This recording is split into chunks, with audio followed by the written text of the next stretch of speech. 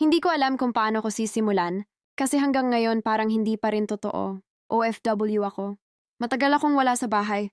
Iniwan ko ang asawa ko at ang mga anak ko sa Pilipinas, kasama ang panganay kong babae na 15 years old. Akala ko ligtas sila. Akala ko tama ang mga taong iniwan ko sa likod. Isang gabi may tumawag sa akin. Hindi galit ang boses. Hindi rin umiiyak, parang pagod lang.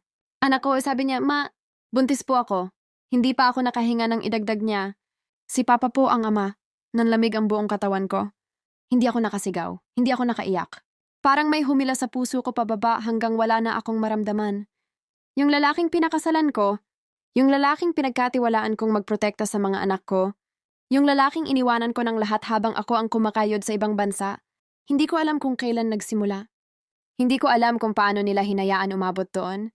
Ang alam ko lang, nasira ang lahat sa isang iglap. Mas masakit pa sa pagtataksil ng asawa. Ang katotohanang anak ko ang nasaktan. Hindi ko alam kung paano ko haharapin ang mundo. Hindi ko alam kung paano ako uuwi. Hindi ko alam kung paano ko muling tatawaging pamilya ang mga taong iniwan kong buo. Pero babalikan kong wasak. Isang bagay lang ang malinaw sa akin ngayon. Hindi ako uuwi para ayusin ang kasal. Uuwi ako para ipaglaban ang anak ko. Kasi may mga kasalanang hindi pinapatawad. At may mga sugat na habang buhay mong dadalhin. Kahit wala kang kasalanan,